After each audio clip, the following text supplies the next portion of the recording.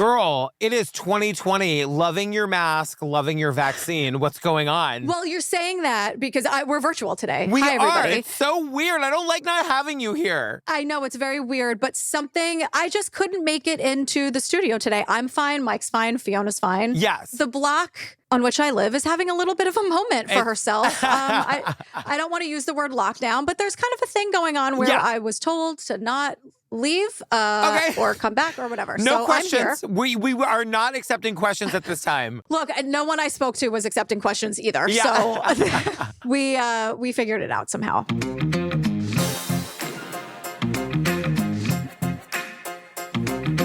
Hi, Julie Bezzavali. Hello, Patrick Hines. I'm going to look around the studio and make sure all the things that you normally check to make sure are recording. I think I'm doing okay. I don't like not having you here. It feels very unsafe. You have the external hard drive for the camera. Everything's in. Yeah, I mean, yes, it seems like we're doing okay. I don't know, though. Okay. No problem. This episode might not ever air. I want it to air because I have a lot to say. But, girl, before we get to it, we got to remind the people to please join the Facebook group. It is the True Crime Obsessed podcast discussion group. So fun, so cool. 9,000 people, whatever it is. Moderated by Sasha, so it's a very safe space on the internet to come talk about the episodes, make new friends, share your dog memes, do whatever you want in there within reason. Within reason. Within reason. Yeah, within the reason. We also have a Patreon in case you're interested in that. Yes. Oh my God, tell them what we're finishing up right now. Okay, so we are after this, we're recording the last episode of Mr. and Mrs. Murder on Hulu. Then we're doing Cold Case, the Tylenol murders. We just did Amy Bradley. We do like the series that have multiple episodes, but also ad-free versions of these episodes. And then also some like fun bonus extra stuff. Drag bingo. At other levels, you get like episodes just for that tier. We send some people some stuff sometimes in the mail. It's really fun. We're kind of a Mob Wives podcast now. Oh my God. I gotta say, we've got over like 500 full ad-free bonus episodes. Like if you love TCO and you want more, go to the page. It's over like 500 full ad-free bonus apps. It is insane over there. That is crazy. It's wild. It's so crazy. All right, tell them what we're doing today, girl. All right, so this is called RomCon. Who the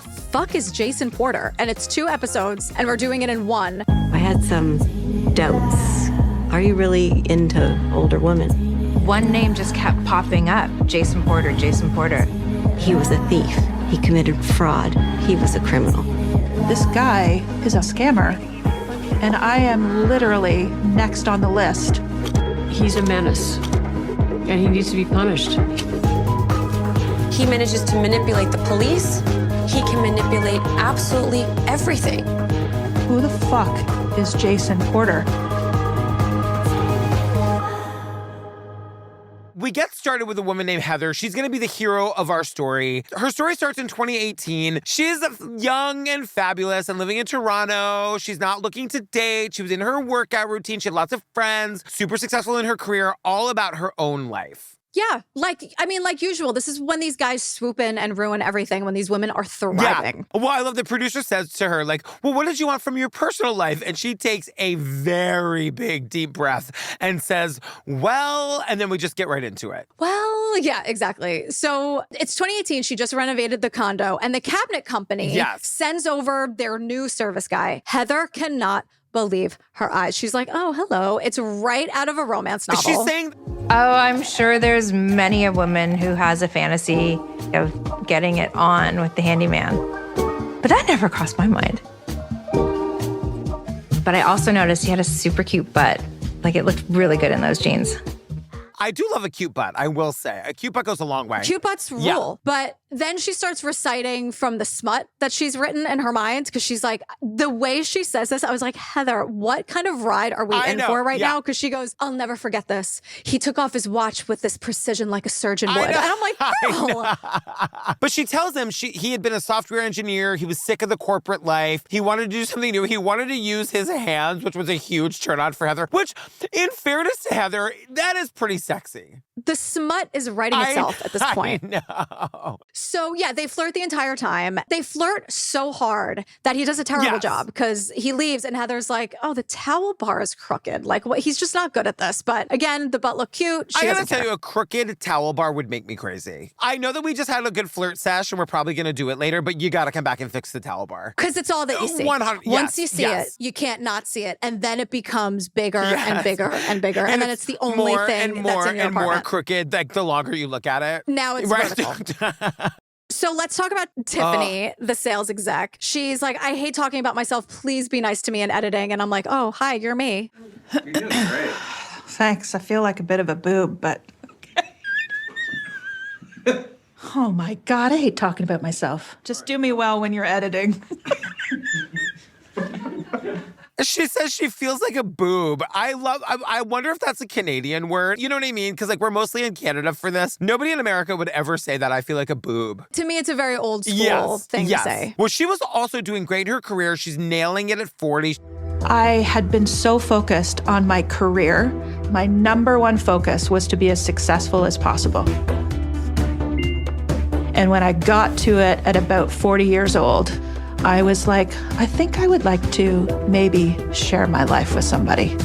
I think I might want to share my awesome life with someone. Like, let's try this out. But I love that that's how she got here. And she did it. Like, at 40, she's like, I kind of did it. Like, now I need to find a partner. Like, rare and ready to go. That was how I met Steve. Let's see who's lucky enough to be in my awesome life, says But then Tiffany. she gets on the apps and she like, now this is the thing I'm so grateful that I don't have to know anything about, the swiping on the apps. I would be so bad at this. What do you mean? There would be too many choices. I would get overwhelmed or I'd start reaching out to everybody. And you know what I mean? Like, the world of online dating on the apps with the swiping, just it feels like it was meant to solve the problem of like, how do you meet people? And it is a good solution, but at the same time, it feels very intimidating to me. Yeah. I like that there's a little bit of distance though, that you could be like, or maybe if you swiped the wrong direction, then you can think about it again. You know, it's not like, oh, now I'm stuck standing at this bar in this conversation that I can't get out of. The world used to be like that. Like, holy shit. I know. Crazy. I know. Crazy. She meets this guy, Jace, on the apps, right? And they hit it off right away. And she's like, he stood out from all the rest. Energetic, fun, sexy, a real man. Yes, She's into it. We're back with Heather. And Heather's like, you know, remember to him, he's the towel bar guy with the cute butt. And she's like, the hot cabinet I didn't know if I wanted to go out with him. So she reaches out to one of her girlfriends / spiritual coach. Her name is Kristen. She's here. She's with us for most of this whole story. I was so confused at this because when I hear spiritual coach, I'm like, well, I hope she has since found a new career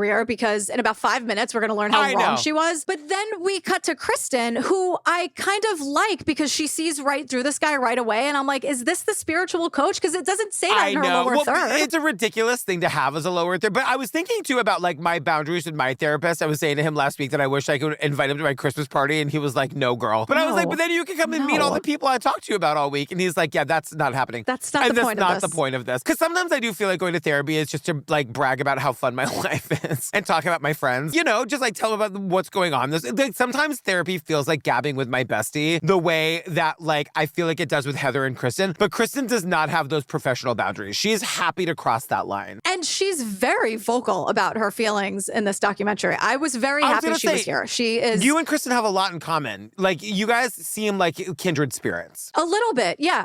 We'll dive into the Kristen-ness soon enough. So we get on-screen text. Step 1, the perfect first date. So we will end up meeting a lot of women here. So this is really about like Heather and Tiffany right now. It's one of those things, it's just all the same story with details change, where one story it's Italy, next story it's Japan, whatever. We'll a liar and a scammer. And Heather is saying that it's June 2018. It's been like 2.5 weeks of chatting with the hot towel guy with the cute butt. A cute butt really does get you a long way in the world. I'm just saying. It can excuse a lot of things. It really can. It's a literal like, yeah, but like, yeah, truly. But they go on their first date. He shows up on a motorcycle. This really turns her on. I don't think I would like this. I wouldn't, but the move totally works on Heather. And if it works for you, it works. I would just be so worried about my own personal safety. But then I guess you do get to like snuggle up against the guy and like hold on tight like on the motorcycle, which I guess could work. Yeah, and like it's supposed to work. This is what he's doing. He's just trying to feel out. I'm sure she mentioned how hot she thinks motorcycle or something. I don't know. But the reason, what I think people forget is like the reason we're all here is all choreographed on his end. Yes. So he knew the motorcycle was going to work on Heather. Would it work on Tiffany? I don't know. Probably not. But he is doing what he knows is going to work. Well, and then speaking of, Tiffany's at the restaurant for her first date with Jace. And I don't like this. She says, the waitress comes up and she's like, holy shit. I'm like, I know.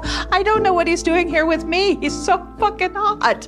what's he doing here with me? And I'm like, Heather, I love you. You are beautiful. You are successful. Like, he should be feeling excited to be out with you. Took the words right out of my notes. Yeah. I was like, why? Because she's like, I don't know what he's doing here. And I'm like, why do we do this? And we all do it. But I was like, Tiffany, be nice to yourself. You're awesome. And beautiful. Cut the shit. I know. Say what you would say to a friend of yours, And Tiff. like, look, Tiffany has lost 80 pounds. I've recently lost about 80 pounds. And like, I get it. I understand that like the way that you see yourself, it's hard to like, or I guess what I should say is the way the world sees you and the way the world reacts to you is different. And you're being treated differently, but you're the same person. It's such a stupid thing about the way we look at like thinness as an ideal. I hate it. But Tiffany is living in it. But she also has a good sense of humor about it. Like, I love Tiffany. I just didn't like this moment isn't the cute moment I think she wants us to think it is. I know. Because it's like, Tiffany, you're beautiful and perfect and don't ever change. Although when she hears this, I feel like she'll be like, ladies, please, it's not that serious. I know I'm awesome. I know, like, I feel like she'd be like, girls, totally. there's like bigger fish to fry here. What are we doing? Yeah. So, he tells Heather and Tiffany he was born in Italy or Japan. He was plucked from his graduating class at the University of Waterloo and was flown on a private jet for an interview and then a job offer in the same breath. Yeah, super successful software engineer, owns his own company, lived in China and Japan, 6 months in India. Heather tells us that he has a 3-year-old son and he's like entangled in this ongoing family court battle. Total mess with his ex. She's a nightmare. The poor kid. Oh my God. But Tiffany says he's got a son. He's got to be a good guy. That's part of the plan is to like let them know about the kid to like legitimize him as a good person. Right. And he's being vulnerable. Yeah. And then like the super hot makeout happens. Can I ask you about this? Because they both describe being slammed up against the wall. And he literally pushes me up against the wall and starts kissing me like I've never been kissed like that before. And I'm like, is that hot?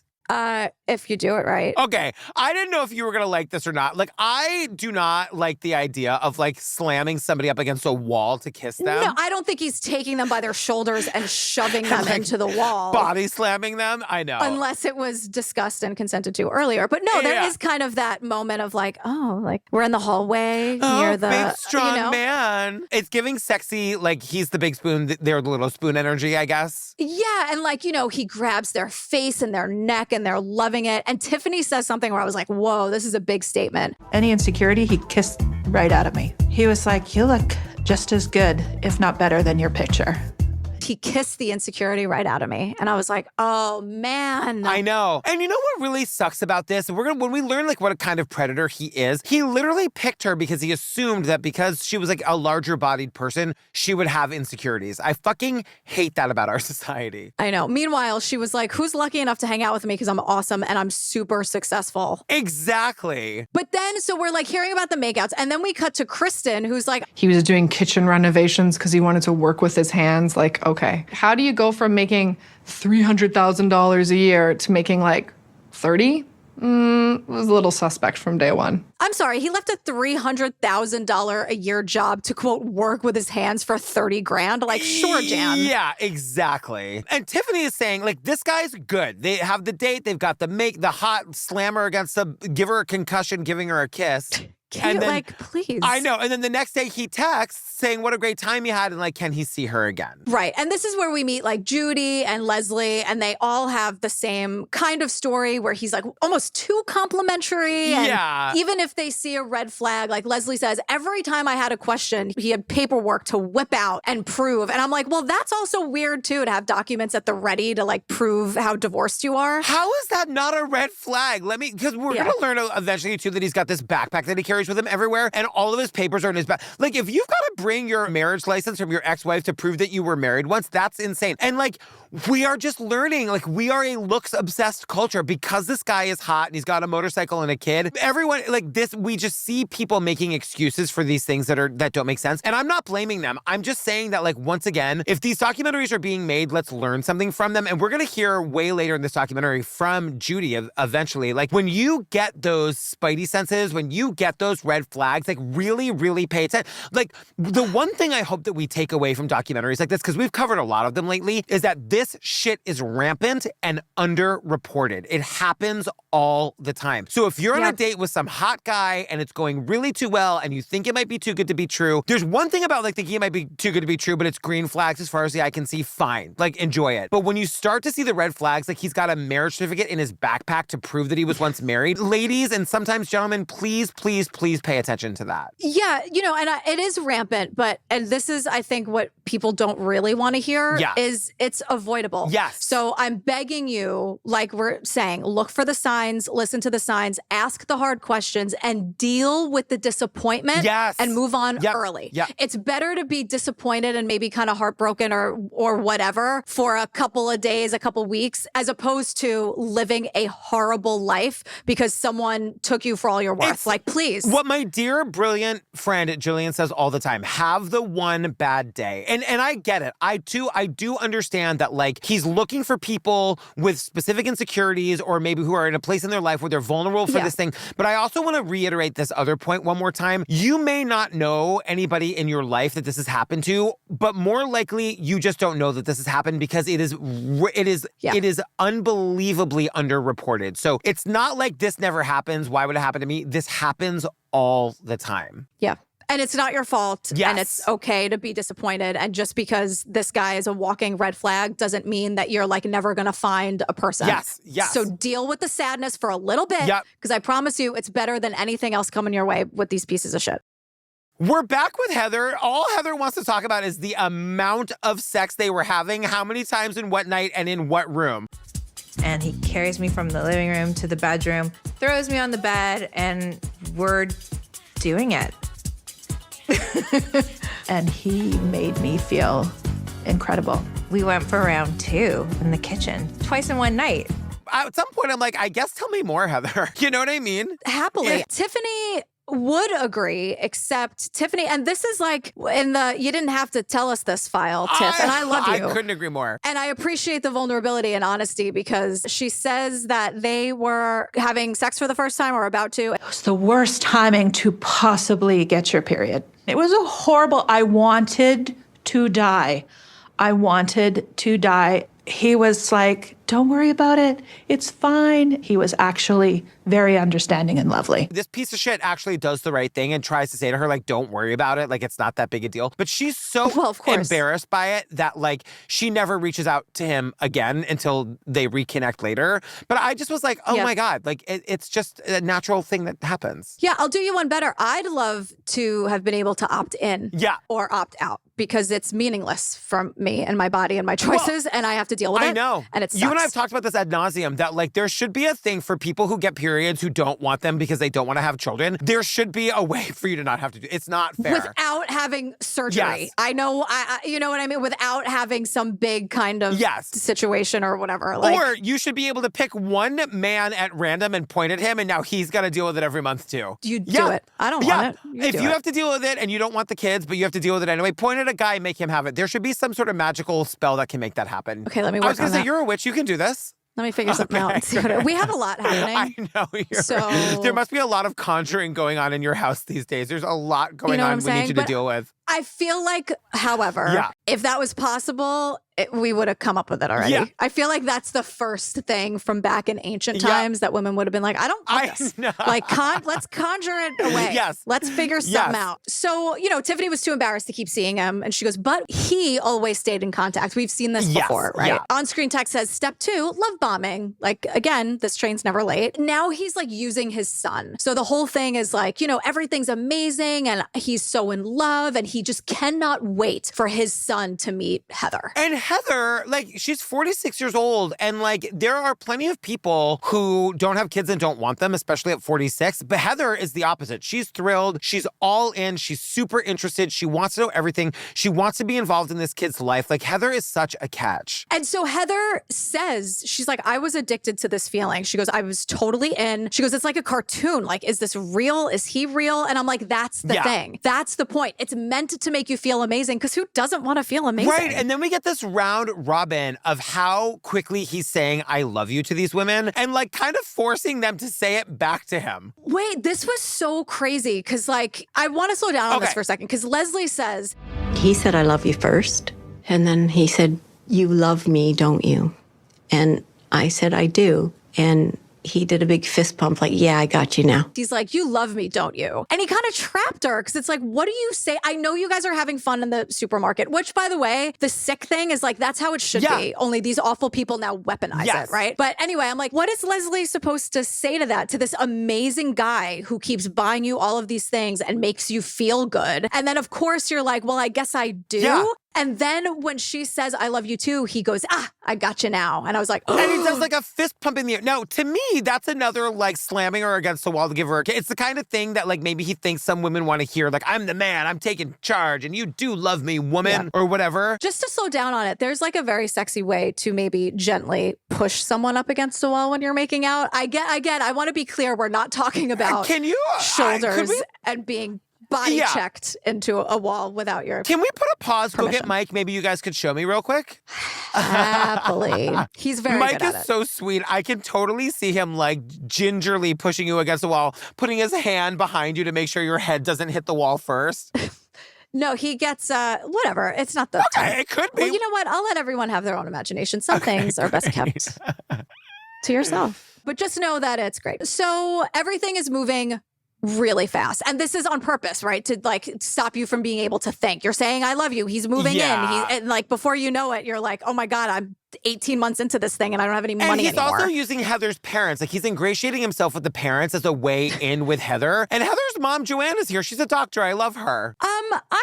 Joanne, okay. So now this guy, when he's with Heather, his name is Jace, right? He has all these different names, Jason Porter, whatever. But she was blown away by stories about his parents and grandparents. They were mesmerizing. And I'm like, what stories, you ask? His grandfathers fought in World War II. And I'm like, so did almost everyone's grandfather. My grandfather did. You're right. That's actually true. I actually do have amazing stories from my grandfather. Like he was forced into Mussolini's army and was a POW and then like taught the camp how to cook and they were really nice to him. And then like the American guy in the military like sent them all this letter about how much he cared about them. God. It's a crazy story. But he was like forced into Mussolini's army as like a child. But like everyone's fascinated. And I'm like, raise your hand if a grandparent of yours did not fight in World War II. And if you didn't, like fine. But it's not like, I was just sort of like, this is the point though, is that like Joanne wanted to be fascinated because I love that you hate Heather's mother. I didn't see that coming. I have a couple of issues with her, which we will get to later. It's like, Joanne, wake up. Hey, you are just a bowl of surprises. I just love it. I just never know where we're going to go with these things. Once we're there, you'll be like, oh, okay, that's what she didn't like. It'll become very clear. That is what almost always happens, as we know. You'll be like, oh, right. Yeah. So cut to Kristen, Heather's friend. Yeah. So this guy said he spent 3 years in China, which is amazing, mostly because, oh my God, Kristen has also spent time in China as well. And when she tries to ask him about this, do you speak any Mandarin? Like, you were there for so long. And he's just like, oh, I didn't need to. I was just working all the time. And I'm like, okay. And then I'm like, oh, have you traveled around China? Like, it's amazing. There's so much to see, you know? He said, no, I do nothing. Like, I just went to work and back home every single day. I'm like, for 2 years? Seriously, for 2 years, you don't know like pleasantries? Like, really? Oh, right. All right, man. And the fact that he also didn't invest in his own job, which is scamming people, to learn a couple of phrases in Mandarin is absolutely... Just in case. Yeah, like that just shows you like he's not even that good at his job. No. And the thing is that like, Jace is getting testy about it and Kristen knows that something is up, but her friend really likes him. And again, like no one is really thinking that it's going to end how it ends. We often, as people in the world, have to deal with our friends dating people that we're not crazy about. And I feel like she's like, this guy's full of shit, but like, is it going to end in the way that it ends? No, it's just like, I have to deal with a couple of dinners that suck and whatever, she'll get over it. And all the other friends and family love him. All the other friends, we see like pictures of barbecues and he's going to the family's farm for the weekend and everyone else loves him But it's also like, here's another lesson, fam. Can we listen to the Jillians? Can we listen to the... But because the thing is, like, you've never done anything crazy. And it's not like you've never, ever been wrong about somebody or whatever. I'm wrong all the time. About people? Yeah. No, I'm always right. Well, my point is just like, when you have that one friend, because we're going to meet another one later, who is just like, just loves you and is just like, is just saying like, hey, like, can you listen to that one? You don't always have to take that friend's advice, but at least use it as a counterweight to everybody else in your life being like falling under the spell of the new person. Yeah, and I wonder, they didn't mention this, but I wonder if he was trying to put a wedge in between Heather and Kristen. I wonder if on the way home from this dinner where he was getting testy with her and she was kind of pushing him about Mandarin or his time in China, if he was just like, and I don't really like that Kristen person. Totally. I wonder, because that, of course, was going to happen. Yeah. Maybe we just didn't hear about it, but I'm positive. I mean, this happens all the time where the truth teller is often the person ostracized by the abuser. Yes. Wait, we just got to the part with Heather's mom where I think is the first thing you really hate. For my birthday, he made a video for me. Happy 65th birthday to my favorite mother-in-law. You know, he was flirty and I was having a good time.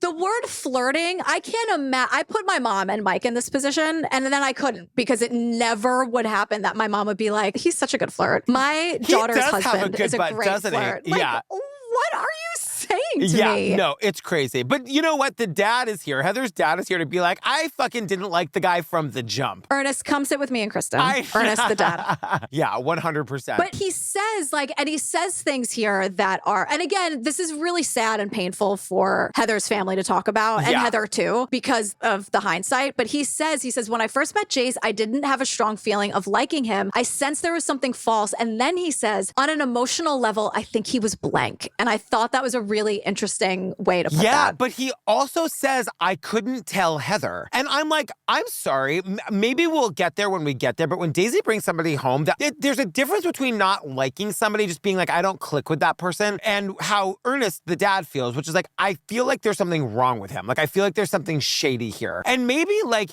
this is when Ernest could have done some, like, evidence gathering or something that he doesn't actually do. And once again, Jace is the bad guy. I'm not blaming the victims. But if I had a strong feeling, and maybe it comes from what we do for a living, but like if I had a strong feeling that this person that Daisy was dating was like evil in some way, I would look into it and then bring it to my kids. Yeah, I think in Ernest's position, and again, just my opinion, like his daughter loves this guy, his wife loves this guy. Yeah. It's kind of a headache. When you're the odd person out, you gaslight yourself that it's not that bad. Yeah. That like maybe the relationship isn't that bad. My daughter loves him, my wife loves him. And again, no one ever thinks it's going to end how it ends. Yeah. Because a lot of times everyone just moves on and then the person in the shitty relationship is just left to deal with our trauma in our own way. Yeah. But, you know, it doesn't end like this. And I think maybe it just would have been a major headache for this guy to speak up about it. Yeah. And they probably didn't see them all that often. You know what I mean? It probably was just like one of those things. And it's not like a 17-year-old who's going to double down and be like, I'm going to date him even harder. Yeah. She was 46 and made her choices. And I think it's a little different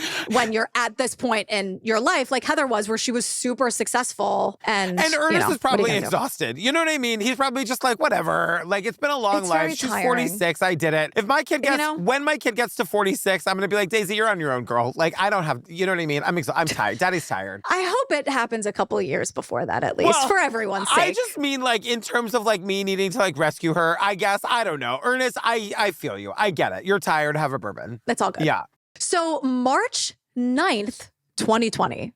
Just calibrate that date in your mind. This guy buys Heather plane tickets to Rome for her birthday. But oh no, it doesn't happen because there's suddenly a super important custody hearing for his little kid. Yeah. And you know, that wife's a nightmare. And if he doesn't go, it's like really, really important. And now they can't go to Rome. Now, the thing is, little does this guy know that if he had just waited 2 more weeks to buy the tickets, he wouldn't have had to make anything up. Oh my God. But that's not the point. You're so right. That's true. I mean, that's not the point because he was never going to take her. And it's all part of the lie to be like, oh no, this important custody battle. Like this is proving that I really have a kid and this is all real. And also I have money enough to take you on a trip to Italy. We just can't go now. Exactly. Planting those seeds. And Heather, by the way, to her credit, she's like, while I was pissed off and upset that our trip was getting postponed, I would never do anything to jeopardize him not being the dad that he wanted to be. I love that he's a good dad, and I would never do anything to get in the way of that. Like, Heather's really in on, like, the family aspect of this, too. And why wouldn't she be? Like, these people do it so well to the people who are open to receive it at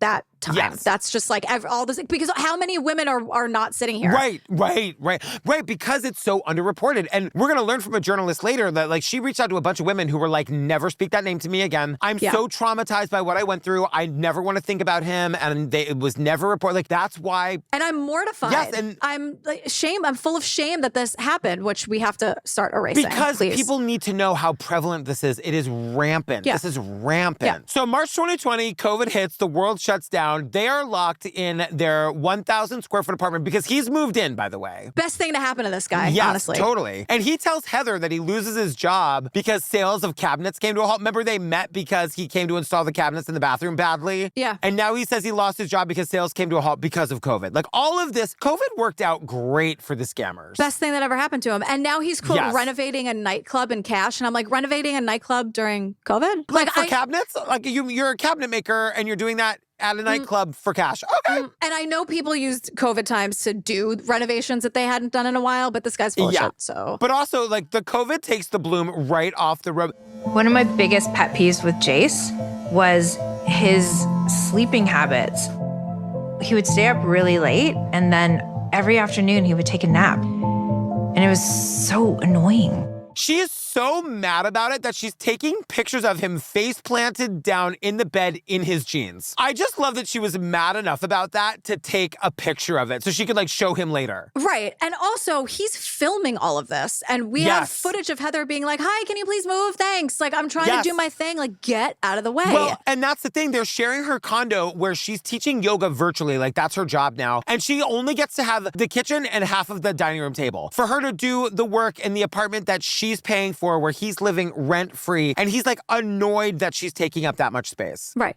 Right. Because you can't really need to be more grateful. You know what I mean? That's what I mean, though. That's why this is all, like, choreographed, where it's only like you see each other for a little bit or you move in for a small amount of time, because he can't really fake it. I mean, we will learn all the lies that he's doing during this time, but, like, the mask has to fall a little bit and the true colors come out pretty quickly when you're forced to be in a small space. You can't keep, you're right, the mask has to fall. You cannot keep that mask up for. When COVID hit, Daisy and Steve and I were living in probably 500 square feet for the three of us. Yeah, Mike and I had like 415 square feet, the 400 square feet. It was crazy. The playgrounds were locked. We had no outdoor space. Like, it was a real fucking night. Like, the living with people and being forced to be with them all the time was absolutely bananas. That's why you fled to, where'd you go? We went to the Berkshires, kind of. Right. But that was when I saw a ghost, and then the New York Times wrote about it. Like, me and a bunch of other people who saw COVID ghosts, and somehow this just came up on my social media again. But yeah, we left the city for like 2 months, and then we were less happy living in a cabin in the woods, which, how idyllic does that sound? We were less happy doing that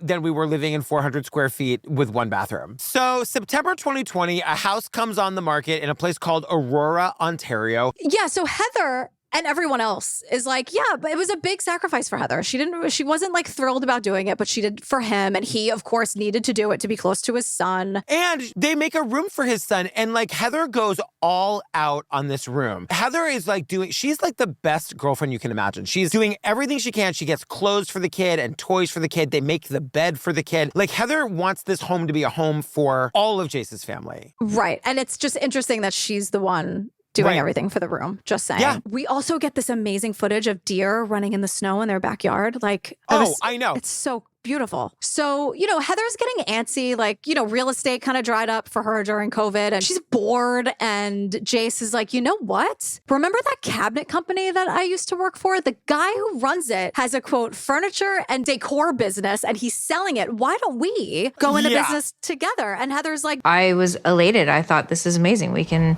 build a business together. And he told me what the offer was. And I was like, well, that's a no-brainer. I was like, let's do it.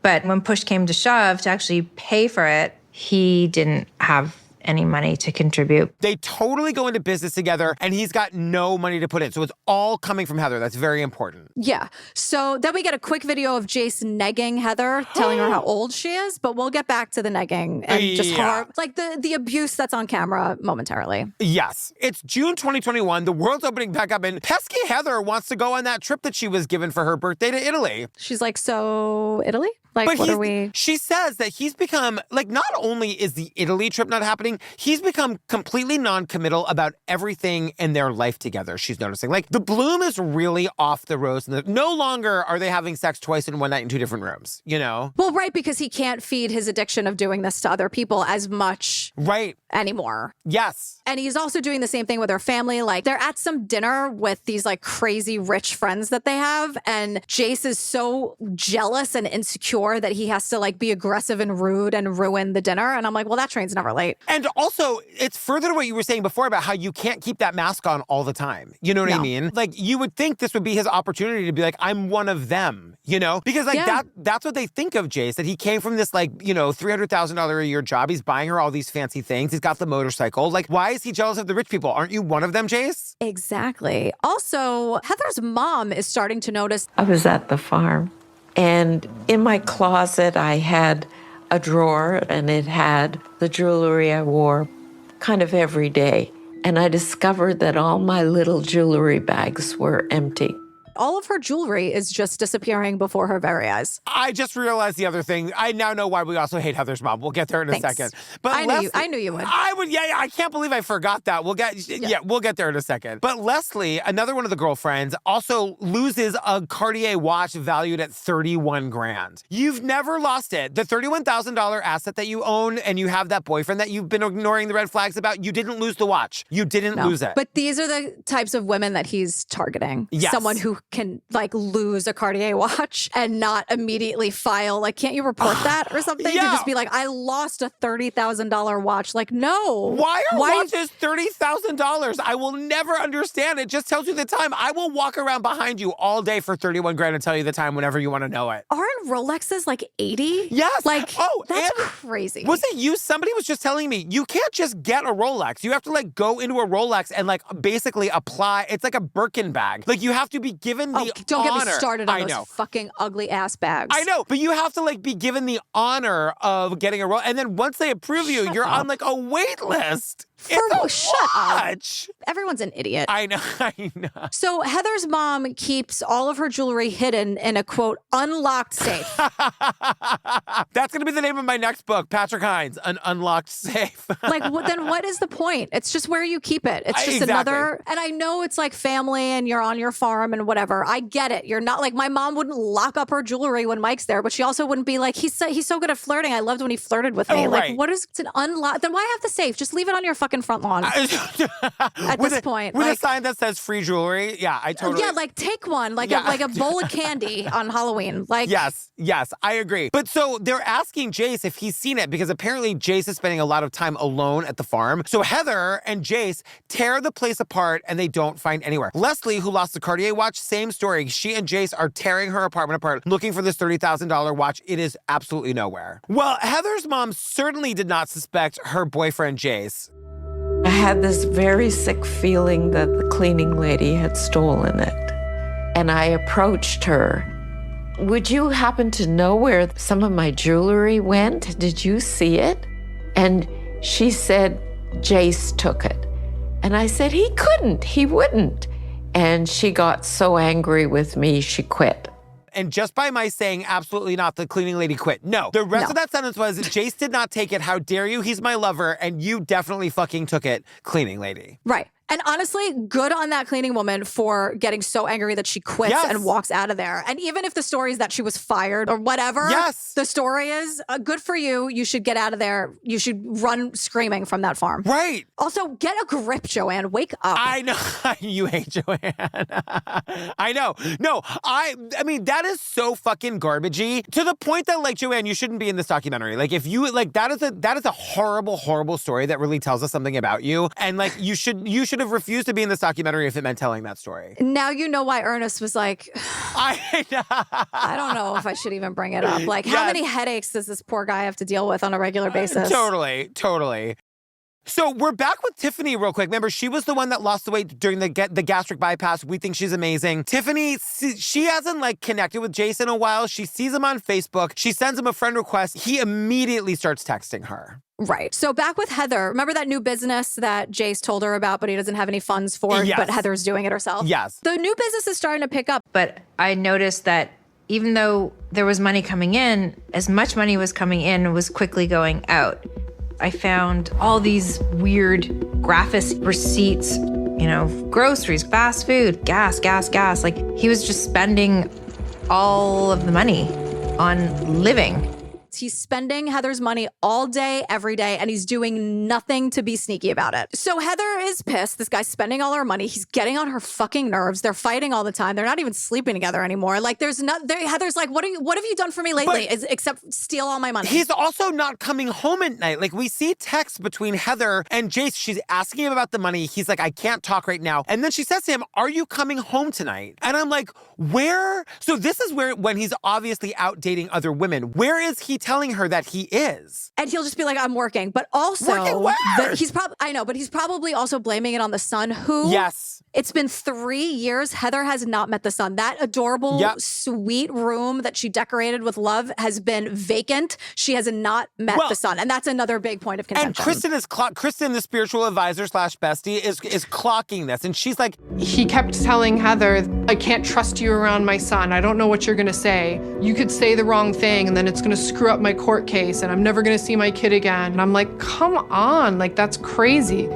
Girl, open your eyes. That is insane. That can't be real. Now, even worse than that, this guy is filming the abuse that he is inflicting on Heather. So, for example, in the middle of a fight, again, they're in Canada. Yeah. And in the middle of a fight, he pushes Heather outside in the freezing cold, no shoes, no coat, nothing. And he's laughing and he's like, have you learned your lesson? And he's like, Heather has a hothead and she needs to cool off. Like, what do we do with people who are hotheads? She is sitting outside up against the wall, trying not to touch the snow and ice with her bare feet in her fucking pajama pants. I want to slow down on this for 1 second because I think it is really generous of Heather to have shared this footage. I agree. I think it is so important that we don't know what Heather was telling herself in that moment. My guess is it's only bad sometimes. This is the first time he's ever done this, or this is only the 4th time he's ever done this. He's not always like this. If something like this happens to you, please, please, please ask for help. Please, please. This is such serious abuse. He's locked her out of her own house. She's outside in the freezing cold, and it is just one of the ways he is abusing her. If this is happening to you,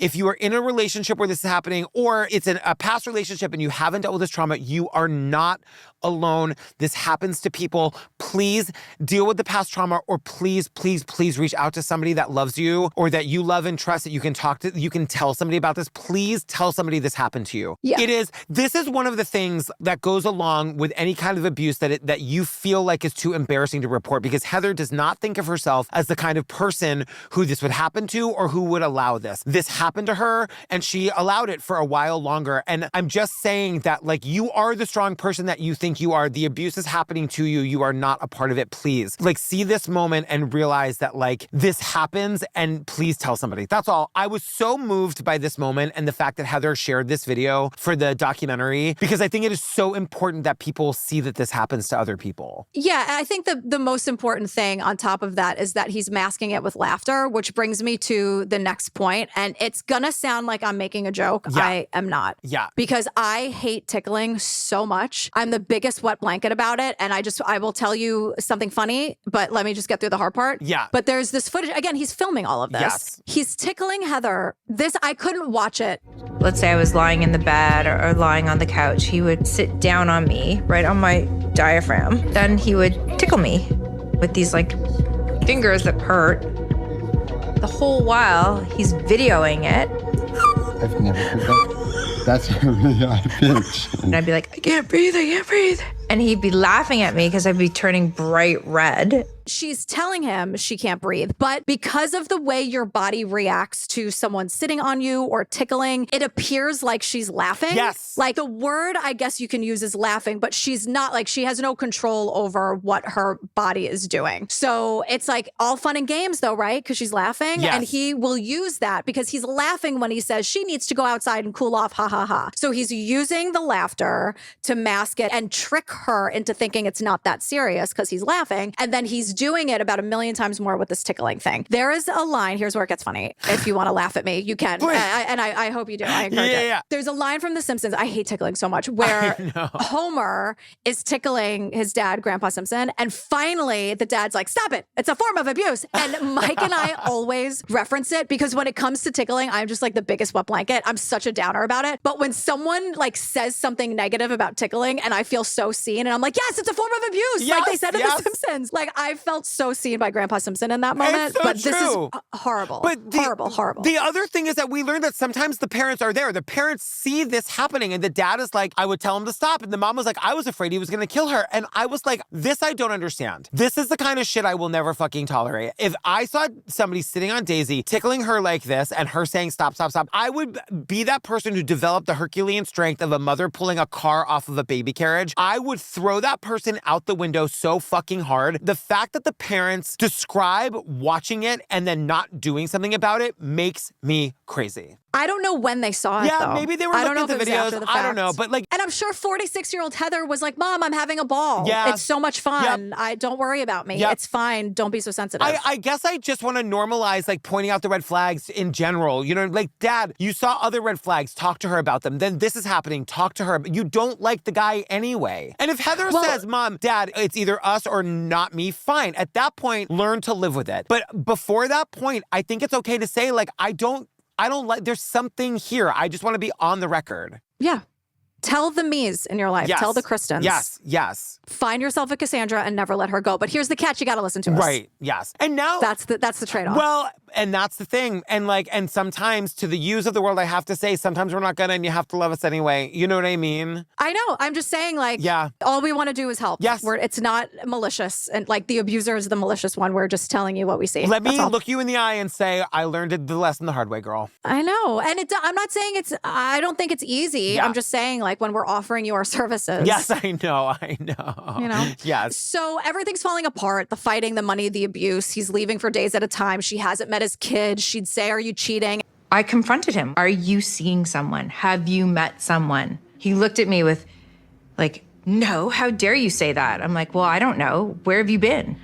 And I think he even said at one point, like, you don't believe me? Do you want to smell my dick? And I was like, no, I don't want to smell your dick. Like, and his response would be like, no, want to smell my dick. And she'd be like, are you fucking kidding me? Know. First of all, no. Second of all, grow up. Yes. But Heather, she confides in a friend about this because it's like too much to ignore and she can't really hide it anymore. Yes. And she starts giving her friend some examples and her friend is like, girl, Google gaslighting. Yes. And it'll tell you everything you need to know. And Heather does. And she's like, oh, there's a word for this? Like, I'm not crazy? We see the definition. The definition is when someone leads you to question your own reality, leading to confusion and dependency upon the abuser. And it's like, Heather's finally in a place where she's able to be distanced enough from him to say, like, that is what's happening to me. Absolutely what's happening. So while she's online, and it's like, Heather, you can be honest with us, girl. Because she's like, somehow I find myself in Jace's Gmail account, which I made a wrong turn on the internet somewhere and ended up in his inbox. And I'm like, girl, he's an asshole and he's been torturing you. Like, just say you were snooping to get to the bottom of what is causing this. Like,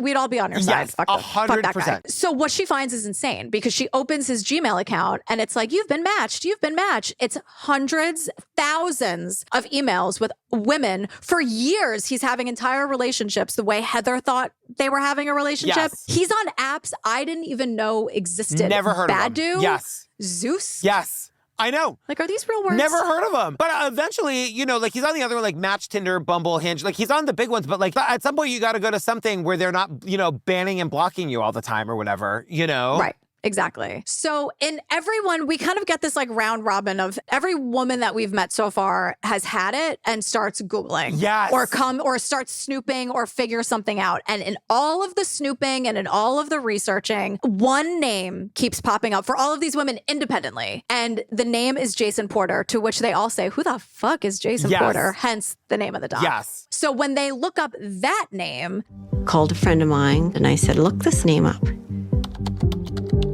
He had things going back to when he was 20 years old. He was a criminal. He was a thief. He committed fraud. He was a burglar. they find this criminal record that goes back decades, like fraud, burglary, breaking and entering, like scary shit. Yes. And, you know, it comes back to Heather and she's just like, Heather, remember, she's been living with him, supporting him. She started a business with him. She's been preparing to be the stepmother to his child. And she's now going through all of these messages and her mind is just absolutely spinning. So she goes to BFF Kristen, who knew he was a liar right away. The minute he couldn't speak Mandarin, she was like, he's an asshole and a liar. Like, fuck this guy. Once Kristen is told by Heather, like, what Heather found, Kristen's like, okay, this is really dangerous because this is clearly his full-time job. He's a predator. He's really scary. Like, this is bad, Heather, and we have to act accordingly. And because Kristen jumps in the car, she's at Heather's house in 30 seconds to go through all of this with her. Right. And this is where they find the family court documents. So there was a custody battle, but it was over years ago. Yes, because now not only are they looking at the online stuff, they're going through the son's bedroom. They find a secret fucking drawer they didn't know about. They find a bag with all of his shit in it. And like, this is where it's good that he doesn't come home for days at a time because they've got all the time in the world to figure this out now. And then Heather finds the receipts from all the jewelry he stole and then sold immediately. Also, remember that time I said receipts? Yes, I do. Even when I was writing it, I was like, am I spelling it right? Am I going to say it right on this episode? Is it really receipts? Like, no, what? We've forgiven you. You're off the hook for that one. That threw me for a loop. One of the receipts he finds is from her mother's Tiffany ring that we now know he stole. That he helped them all look for as he was flirting and blaming the cleaning woman. And Heather is like, now she's sobbing in her interview with us. She's saying like part of her died in that moment. She didn't know what to do. She didn't want to, I mean, her entire life is turned upside down in 30 seconds. And I can't imagine being her in that moment because now, not only like in her brain is she thinking, I've got to tell everybody in my life, oh my God, this is so shameful and awful. He also lives with me. We also own a business together. He's also been spending all of my money. Like, she's got to make some very important decisions very fast. Yeah, her head is spinning. In the middle of this, as her head is spinning, this asshole calls her. Yes. And she's like, she pulls a Diane Weiss in the birdcage. I don't even know who you are. Yes. And she kind of, in that moment, shows her hand completely. And instantly, he knows that she's onto him. And he, in the moment, like she's on the computer and he's somewhere on the phone. And I was kicked out of the Gmail accounts. I'm kicked out of the dating app. And then he texts me, I'll be home in 20 minutes. She's kicked out of everything she was looking at. Yes. And this is really bad, though, because he's a violent guy with nothing to lose. And he knows that she's onto him and he knows exactly where she is. And that is terrifying. Yes. And they call 911. Kristen and Heather call 911. We start to hear the call. He texts her, I'll be home in 20 minutes. Now, Heather is frantic. Kristen is calm. But like this 911 call is fucking harrowing. They're recording this on their phone. So we see video from this moment. They are running around the house, locking all the doors, locking all the windows, but it doesn't matter. He's got keys. He's got keys. So that's how the first episode ends. Now, episode 2, The Reckoning, we're picking up with the 911 call where Kristen is like, my best friend's boyfriend is a convicted con artist. He's a scary nightmare. He's a fucking sociopath with anger issues. He knows that we know, like, this is very scary. The woman on the other end of the phone is amazing. She's so engaged. I'm really scared. He keeps calling. Just don't answer it. I'm not. I'm just scared. Okay, take a deep breath. That's why we're going to send police out there. Stay in the house. Keep the doors locked. Everything's locked. Okay, just take a deep breath. I loved, as scary as this was, it was a very like, oh, women.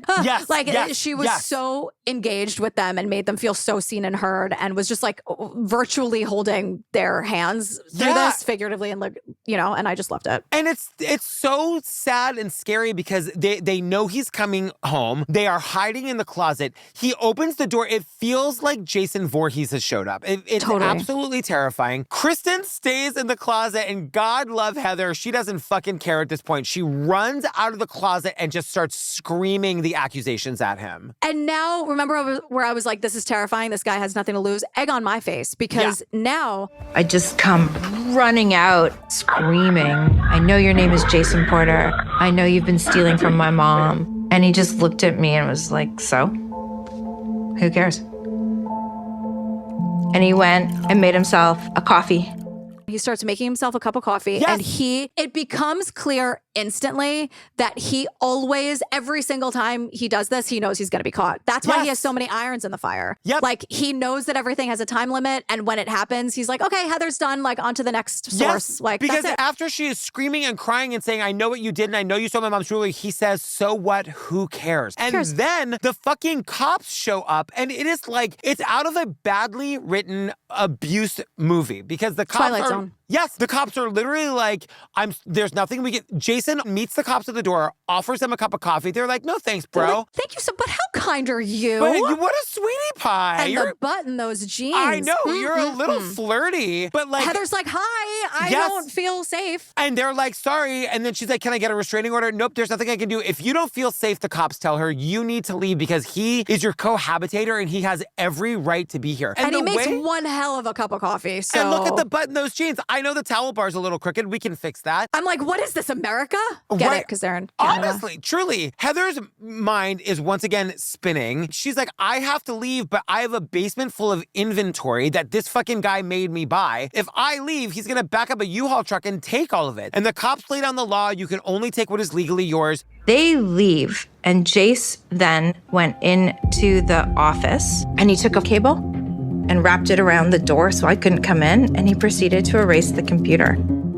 He completely wipes the computer and then calmly, as if nothing happened, up and walks out. As mysteriously as he appeared. I also want to say about the restraining order, the cops say, well, no, he hasn't physically hurt you. And I'm like, but hasn't he? Like, he is forcing her to be out in the freezing cold, the tickling videos. And I'm saying to you again, like, that's why he uses tickling, because it's laughing. And that's why it like doesn't look that bad to the cops who really love that cup of Joe. So it's like, she's just put in this position. And it's not just like the internet cons. It's not just the romance cons. It's that like women are not believed that they're being abused in a very real traumatic way. And because the cops don't see a black eye, they think it's not real. And that's just not true. No, and like this is where Heather is like, it's all coming crashing down on her now that she has 1 second to think about it. She's like, everything in my life for the last 3 years has been fake. The Italy trip, the holiday, the wedding we were planning in our backyard next summer, being a stepmom, none of it was real. And like the absolute mind fuck of like, can you imagine that anything is real in your life after that, you know? It's incredibly destabilizing. Because you learn that you can't trust yourself, or at least in that moment you feel like you've learned that you can't trust yourself. Yeah, like he spent all this time gaslighting her and then she's sort of gaslighting herself, but she's not sure. And then it's the shame of how did I not see it? And then you kind of can't believe that this happened to you. And the intimacy of everything, like letting a person like that into your life, into your bed, into your business, into all of it. And then you sort of, it feels like you're going in reverse. Like you're kind of thinking like every day, how did I get here? But you start with today and then the day, you know what I mean? Like you're just like, how did this happen? As you are like levitating and not fully present. Yep. And so she moves into her parents' condo that they've bought but haven't moved into yet. The dad, of course, is like, well, I fucking let her down. I knew the whole time and I didn't say anything. The mom files a claim for all of her missing stuff, which makes Heather have to go down to the police and like do a full reporting. So we see some of like Heather's interview with the cops. And so like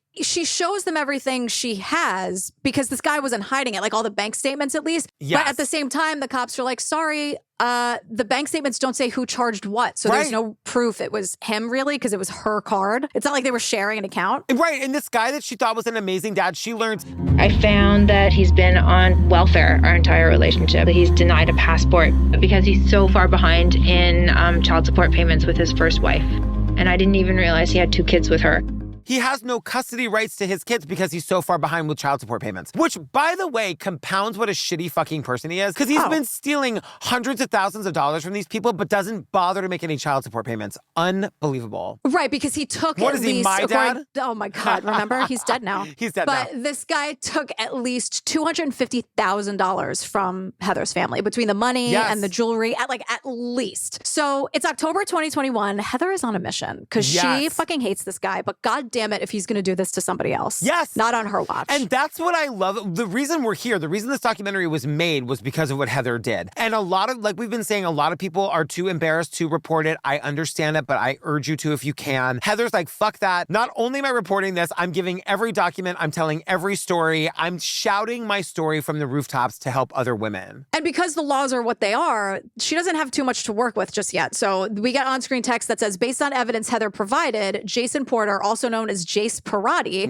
was charged with theft over $5,000 in possession of property obtained by crime. If convicted, he could face a sentence of up to 10 years in federal prison. But that's all they have to work with now. Yes. And now we meet another badass reporter. We've had so many of these reporters doing the good work. Her name is Jane. She covers criminal justice, policing, and intimate partner violence. And I was like, what an intersection of shit to cover. You know? I know. I love her. It goes because it means that Jane connects the dots. You know what I mean? That criminal justice has everything to do with intimate partner violence and the policing or the lack thereof, or what happens when the police show up and say they can't do anything for you. You know, what a great beat, Jane. We love you. So she's like, this guy's been doing this since the 90s, by the way. She dives in. In 2012, Jason pled guilty to 15 offenses, including fraud under $5,000, using a credit card obtained through fraud, and breaking and entering, and he was sentenced to 30 months in federal prison.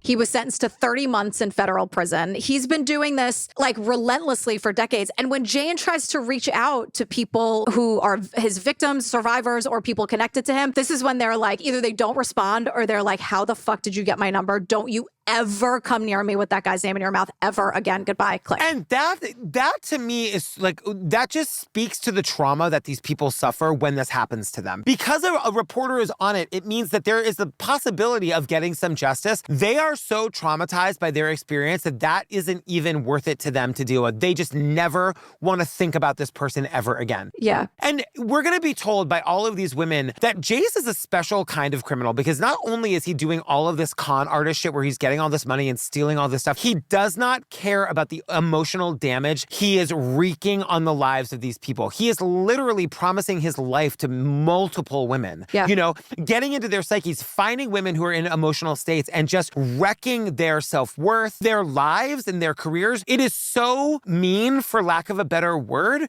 He has no care for what he's doing to these people. Yeah, it's incredibly cruel, and it's very specifically cruel because it's very specific to the person, for example, right? So in 2007, when his wife files for divorce, in the aftermath of that, this guy, this asshole that we're talking about, he photoshopped a picture of a bruise on one of the kids' faces to try to make the ex-wife look like a monster. Yeah. So that is a very he wouldn't do that to Heather, but he would tickle Heather in a way that is torturous. But it's very specifically cruel to the person that's in his sights. We even meet a guy that he was in prison with who's he's the worst of the worst. I was in prison with murderers and rapists, and this guy was as bad as them. And at the time in 2007, there's footage of him on the news, warning women on the dating sites about him. One of the women that we're with shares the story about when she confronted him. And it's the same thing, super nonchalant, no remorse. And he's like, you're not in love with me. You're in love with the character I created. Yes, but she ends up she's like, I almost felt bad for him because he's so fucking lost and such a loser. And she's like, can I drive you somewhere? I know that we're over, but how the fuck do you get out of my house immediately, if not sooner? And that woman is Leslie, and she's also saying that he's asking her to take him to a part of town that she calls a bad part of town. And it became apparent to me that he knew the area very well. I said, well, you need groceries. Where's the grocery store? He knew exactly where it was. I saw the food that he picked. He was buying cheesies and pop and bologna. And I'm thinking, this is the gourmet cook? I don't know who this guy is.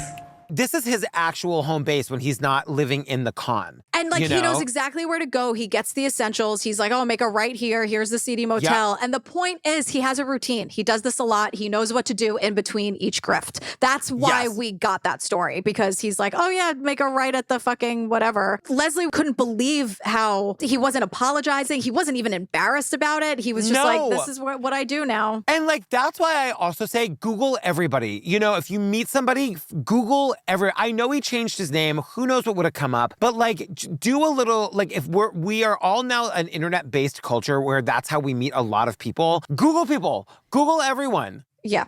Yes. So enter Desiree. Yes. Love her. She's a hospitality manager. And she says right away, Jace took my best friend of 25 years. And I'm like, oh my God, Desiree, come sit with me and Kristen and Ernest. I know. So she's like, my best friend. We will learn her name is Jen. Yes. We used to be so full of life and energy. She was so fun. She was kind. And he destroyed her from the inside out. Yeah. And like they were so bonded, Desiree and Jen. They had gone through divorces together. They had been there for the birth of each other's kids. She says, we were holding each other up and we were figuring out life together, and all of that changed when Jace came into our lives. And we learned that she met Jace in the summer of 2021. And he's telling her and Jen he's born in Italy. He lives just down the street from them. He owns a furniture company. Come down, take anything you want. That's Heather's company. It's Heather's shit. He's inviting other women who, by the way, we just learned are Heather's neighbors to come down to Heather's house and like rob her, essentially. Yeah.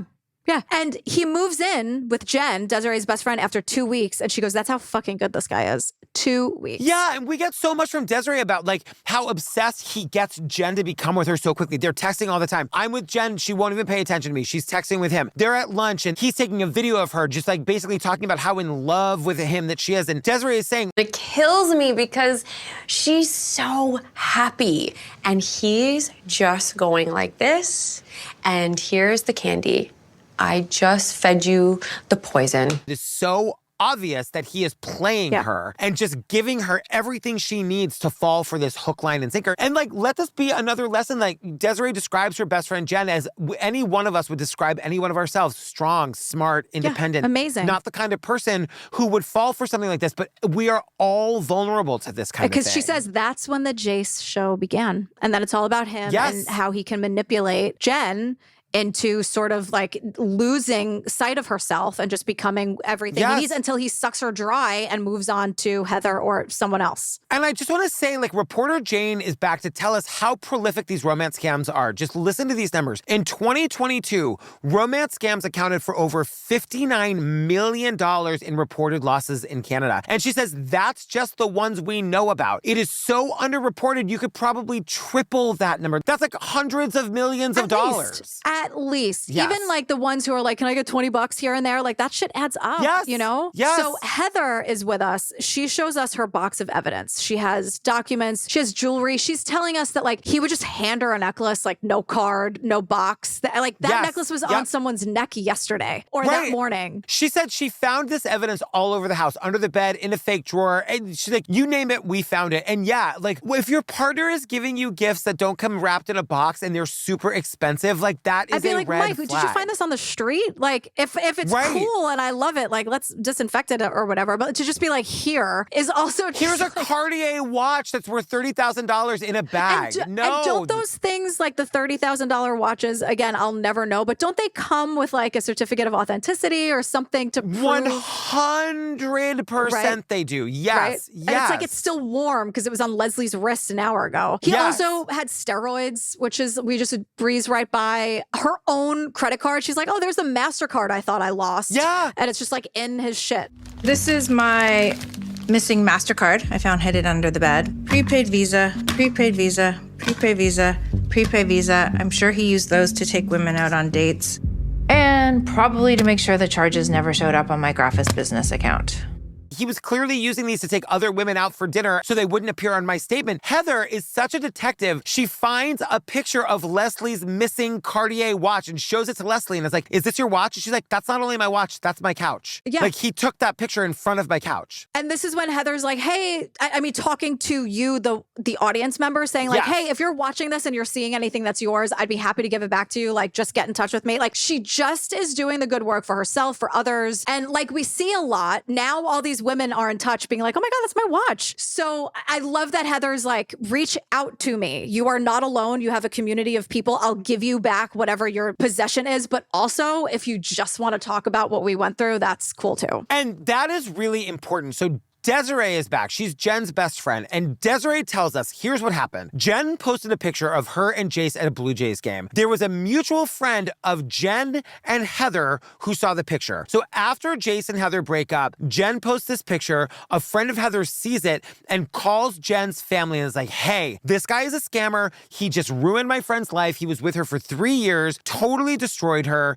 And so Jen's family, within hours, Desiree tells us, they do a full internet search. They've got as his mugshots, his CBC report, all of the information about who Jace really is. Jen's family confronts Jen and stages a full intervention, showing her all of the evidence. They kick Jace out of the house. Yes. And Desiree is saying she's there for this, of course. And she's like, Heather was screaming as if somebody killed her. Mm-hmm.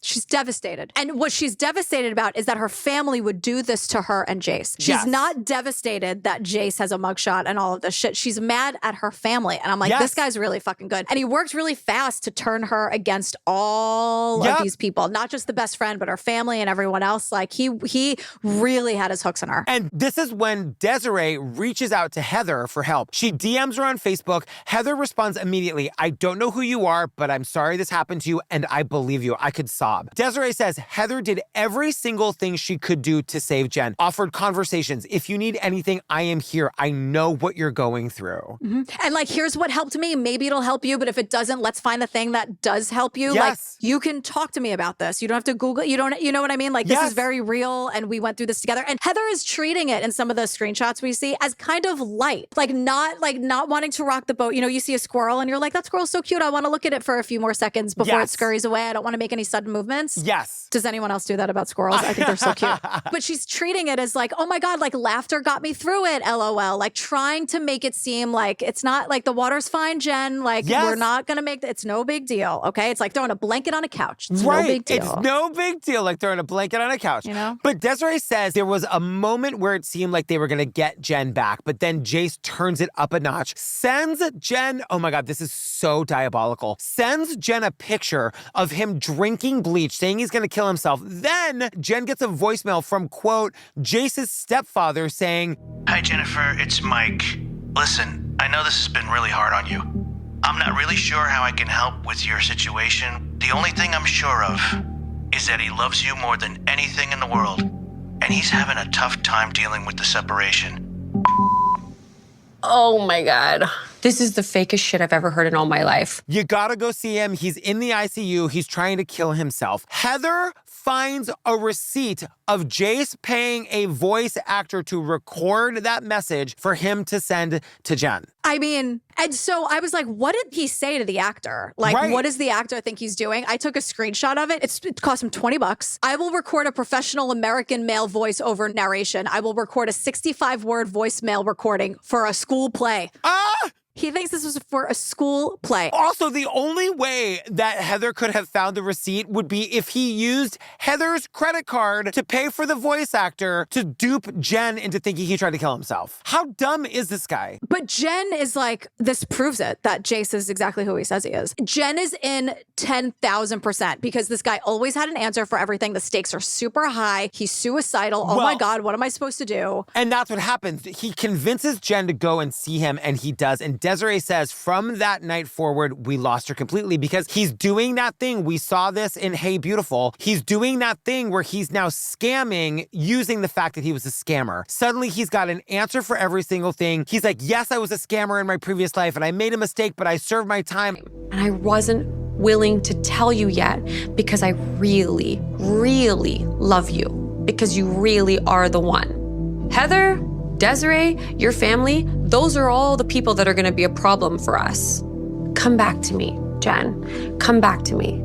Your family and Desiree are going to be problems for us, so we got to get rid of them so we can move forward. I'm the con man, but everyone in the world is lying to you except for me. Me, the con man. Yes, I was a con man, but this is the truth, and you got to get away from your family and your best friend. And especially that Desiree. Yes. She's really not good for you. She's really bringing you down. She's going to ruin everything we have. Get rid of her. And Desiree says it got so bad between her and Jen. They have it out. She says it almost led to a physical altercation. And she's like, I'm begging you, look around. Everyone who's ever been in touch with this guy, family members, brothers, every woman who's come forward with a story never wants to speak to him again. What are you doing? Right. And now it's like, well, Heather is the only one who could save us from this guy. Just like another Heather I know with receipts, proof, timeline, fucking everything. Yes. Because of her due diligence, she's keeping everything. And she's sort of like, you know, as Mark Cohen would say, like dive into work. Yes. And figuring out how to, that's a Rent reference, everybody. You know, like doing her due diligence. So like he can face more consequences a little bigger than like theft of $5,000 because she's trying to make this case and hand it over to law enforcement who doesn't give a shit about about things like this. Exactly. And the thing that I hate is that we don't have any idea what happened to Jen. There's like no update on Jen. I know. You know, like, I know. is she still with I hope him? she's okay. I hope that she's okay. I hope she got away from, like, it is, I need to Goog. I need to find out if there's an update on Jen. Well, I think Desiree would have said. Yeah. And she doesn't want to talk about it, but she's okay. Yeah. Yes. I would hope. Yeah. But anyway, it's like, oh shit, day one of the trial. Like, it's been 2 years since Heather discovered this guy's real identity, and now it's jury selection. So this guy was arrested in September of 2021, and now we're finally at trial January 15th, 2024. And it's taken so long because this guy and his lawyers are pulling out every trick in the book to get this thing delayed, whether it's real or not. And we'll get to it in a minute. My favorite is that Heather and the documentary crew are standing outside the courthouse waiting for Jace to arrive. And then he does. Jace. Well, let me say,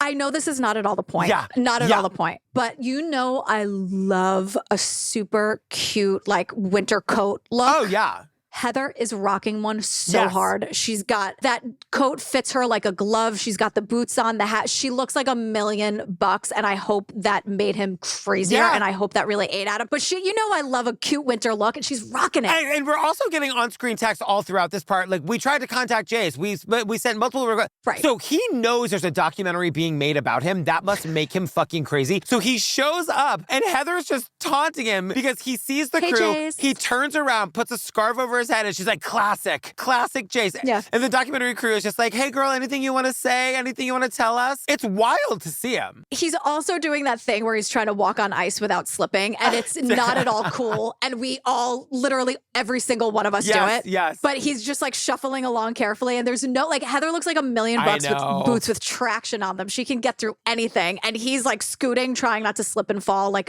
on a banana peel or the ice. And he's doing that move. I've lost hours of my life to getting on Instagram and just watching videos of people sliding down their driveways, like not meaning to. Oh my God. Hours of my life watching people just like doing the skedaddle feet, trying not to fall on the ice. Yeah. It's my favorite thing. He couldn't have like fallen on the ice. I know. You know, God, sometimes you just don't come through, I know. as Tori I know. Amos would say. That would have been great footage. So it's day one, everyone's all excited, but then all of a sudden, as Heather is literally out there being like, we're so excited, it's jury selection, it's starting, it's happening. All of the jurors start walking out of the courthouse. They've been there for 20 minutes, and all of a sudden they're all leaving, and nobody knows what's happening. Not Heather, not the crew, nobody knows what's going on. Heather's like, what's happening? Why is everyone, wait, what?